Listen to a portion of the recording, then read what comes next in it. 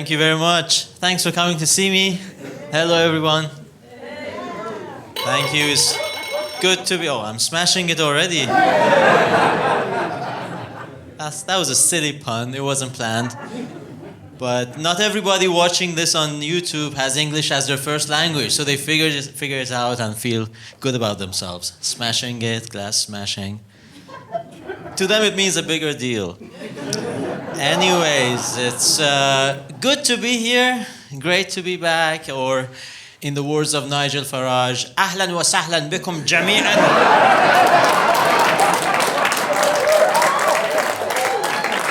إلى هذا الأرض الصاخر. Isn't that true?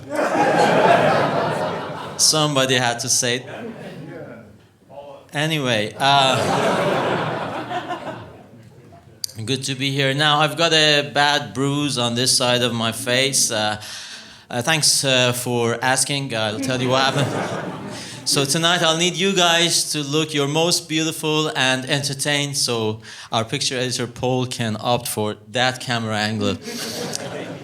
Yeah, now what happened, I was standing in the swimming pool with my little daughter negotiating with me as to when and how to jump into my arms, and as I was negotiating with her, I forgot that I had another daughter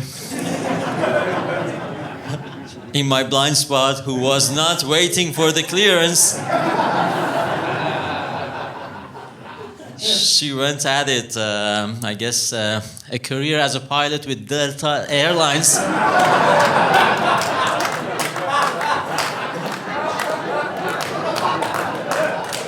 Endeavor Delta Airlines is on the cards for her. And of course, it's embarrassing to be reduced like this by a little girl, so I'm going to ask Paul to edit that bit out. And I'm going to say that I was attacked by this vicious 13-year-old white English boy. They're out of control, these 13-year-old white English boys. He was trying to kill me. That's all the rage.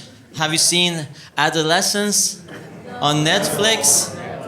Good people, the story of a vicious 13-year-old white English boy who hacks to death another little white English girl. Are they kidding? Is that serious? Our Prime Minister thinks it's a documentary. They're gaslighting us. You watch TV commercials for video doorbells and all the thieves are white? Really?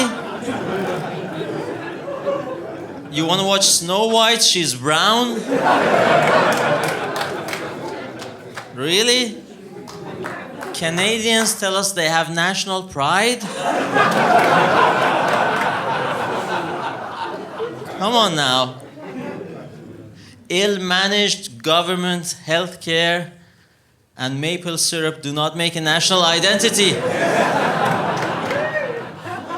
Join the US already.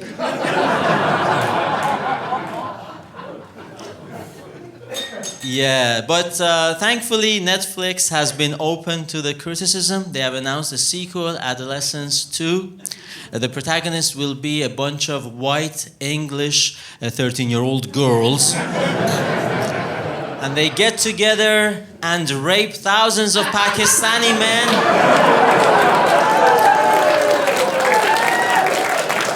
In Rotherham, in Telford, in Derby, in Oxford, in Luton, all across the country.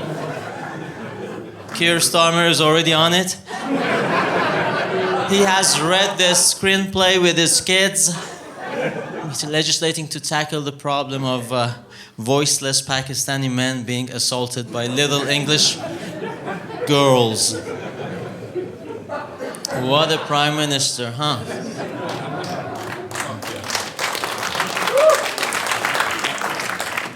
Now, ancient Romans said, nomen est omen. Your name is your destiny. Nomen est omen. A fun fact for you. Did you know that in the Persian language, kir means penis?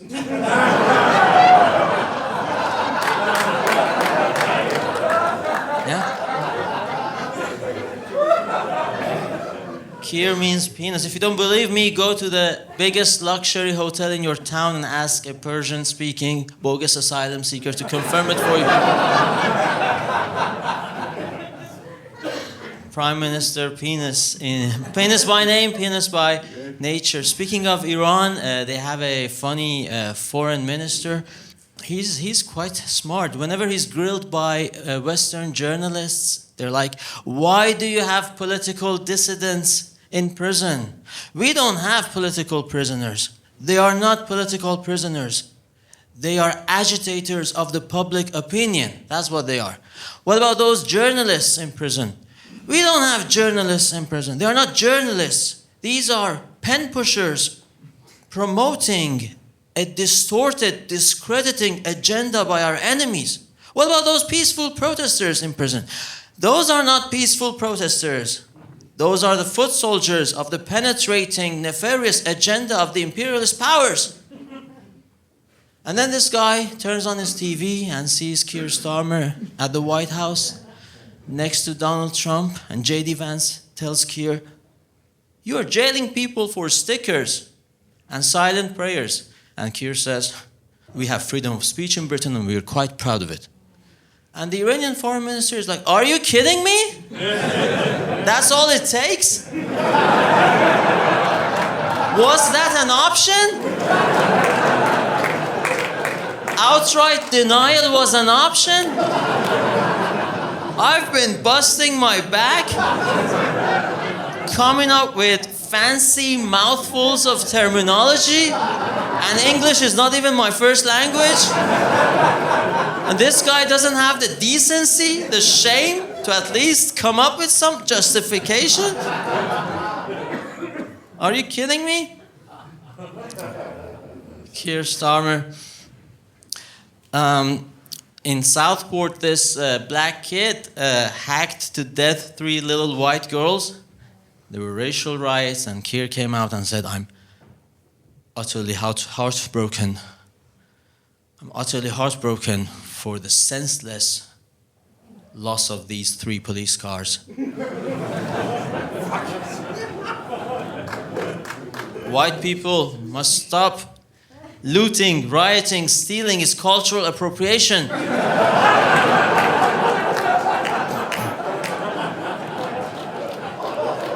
He had a point, to be fair to him. And then he blamed it on Amazon for the delivery of knives. He's blaming knife crime on Amazon for delivery of knives. They asked him about the assassination of Julius Caesar. And he blamed Amazon's delivery of knives. They asked him about Helen of Troy and the Trojan horse. And he blamed Amazon for the delivery of Trojan horses. They asked him about Noah's Ark and the Genesis flood, and he blamed climate change.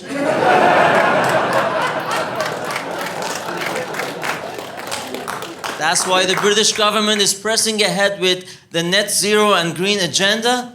Are you familiar? The green agenda. Let's phase out oil and gas. What a great idea.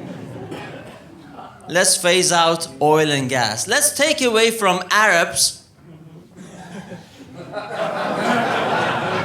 their only source of income and prosperity. Nothing can go wrong with that plan. It's all part of a grand scheme to make Arabs a bit more angry.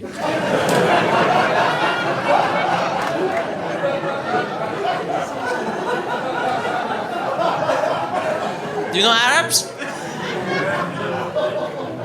The ones who hate the West and the ones who hate the West but don't want to destroy the West because they have assets in the West. Let's make sure they will have no longer assets in the West. What a great idea. I was reading something on social media. This guy was like, yeah, let's phase out oil and gas, make Arabs irrelevant. Let's make Arabs. If you think they hate you now, wait until you make them irrelevant. I'm trying to read the room.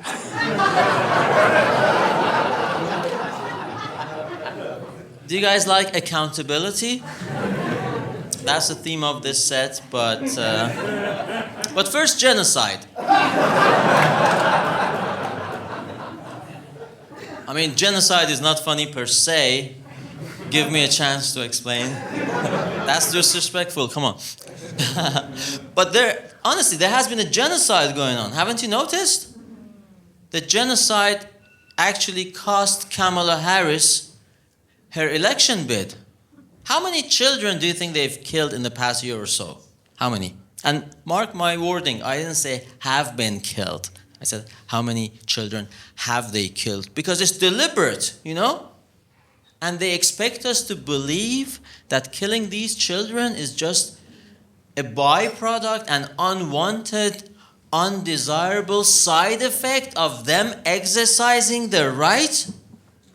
And they expect us to believe that killing these children actually makes them sad. And they come up with these fancy terminology to justify this.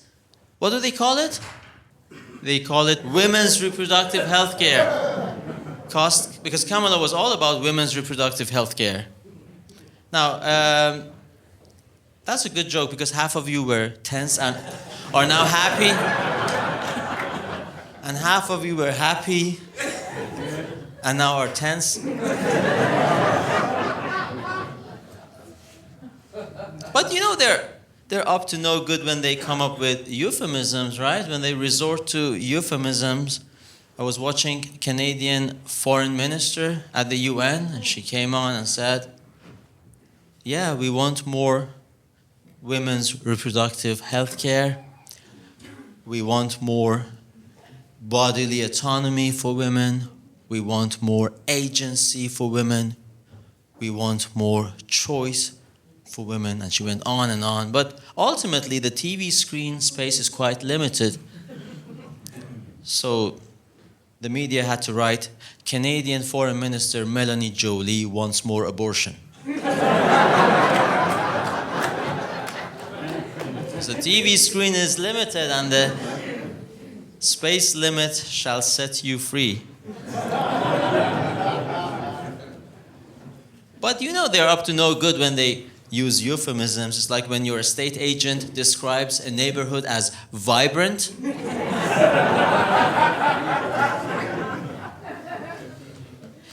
Right? What does that mean? What does a vibrant neighborhood mean?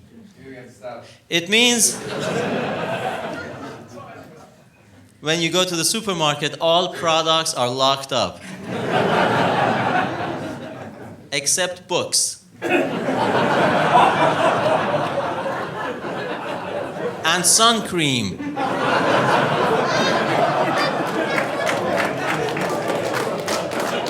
Am I breaking any news to anybody? Stop me anytime I say something factually inaccurate. Now, speaking of vibrant places, the city of Baltimore, Maryland, is suing 2 Korean car manufacturers, Hyundai and Kia, because their cars are too easy to steal. Their cars are too easy to get into, and because these cars are too easy to steal, it has led to a disproportionate number of African Americans being prosecuted. Can you believe that? No accountability for the actual culprits. Isn't that insane? Now, speaking of insane, Albert Einstein said the definition of insanity is when women repeatedly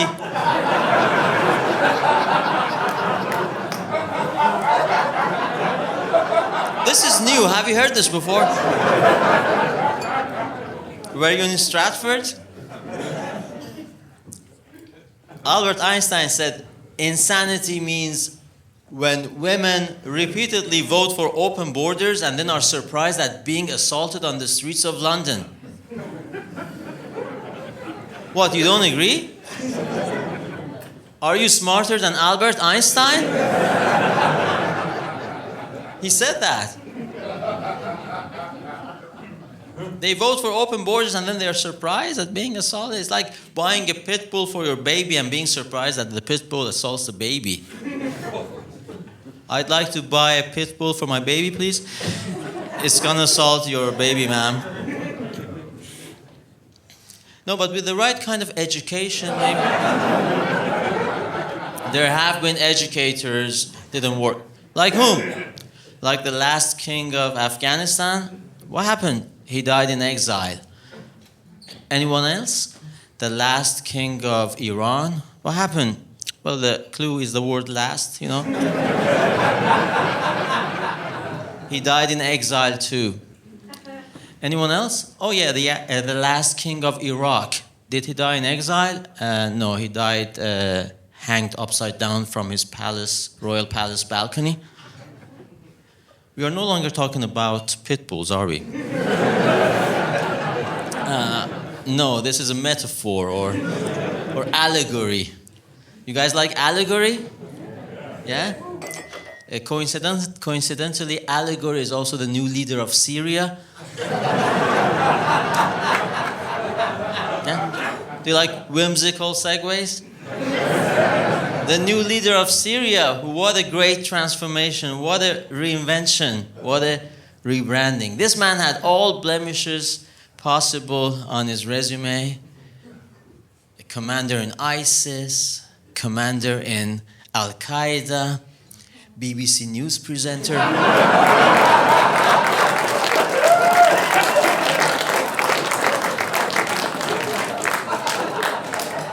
And he totally reinvented himself. I mean, first, his terrorist organization, he renamed them. It was called Jabhat al-Nusra, Victory Front. But Victory Front is full of toxic masculinity. So he changed it to HTS, Hayat Tahrir al-Sham, which means inclusive safe space for awareness and equity.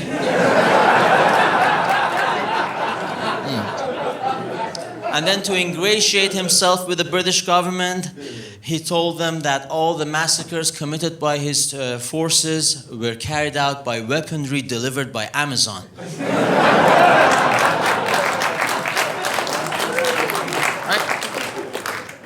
And then the West enabled this guy and legitimized him. And then the following week, they resumed massacring Christians in Syria.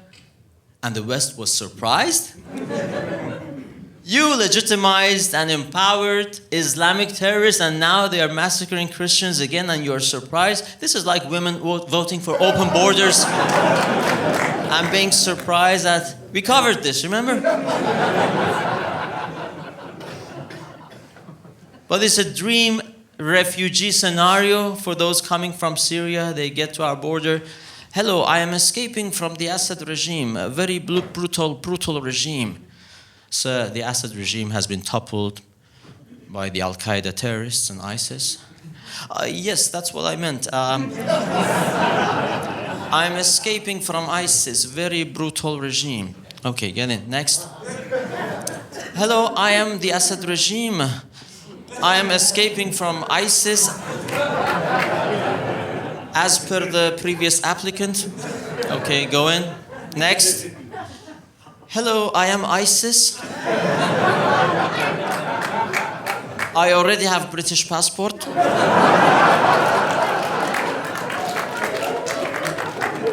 Sir, British passport holders, use that queue, please. Next. Hello, I come from Syria. I would like asylum application. Sir, you are black. Syria is a very diverse nation, you know.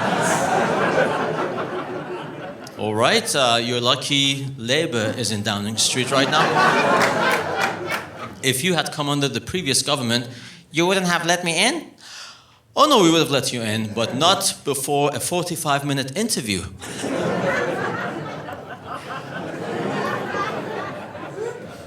Yeah. Speaking of accountability and silly women,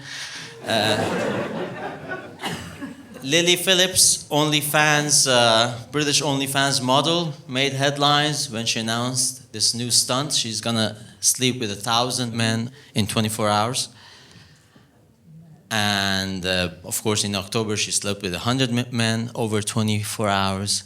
And this led to a lot of debate over the state of the Western society and values and all that. Who's to blame, who's not to blame. Do you know who feminists are blaming? Feminists are blaming Korean car manufacturers, Kia and Hyundai, because Lily Phillips is too easy to get into.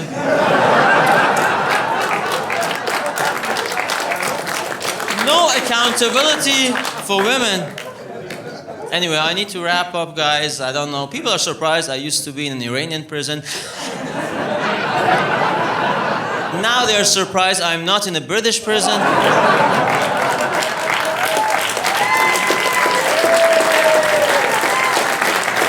But I'm not scared of Keir Starmer's prison. You know, my wife is vegetarian, so prison food will be an improvement. I tell you what, prison sex will be an improvement. I'm not attracted to men, I'm just attracted to the possibility of sex with someone intelligent. Someone who doesn't vote for open borders and then is surprised. Anyway, you guys have been great. I'm still out of prison. Thank you.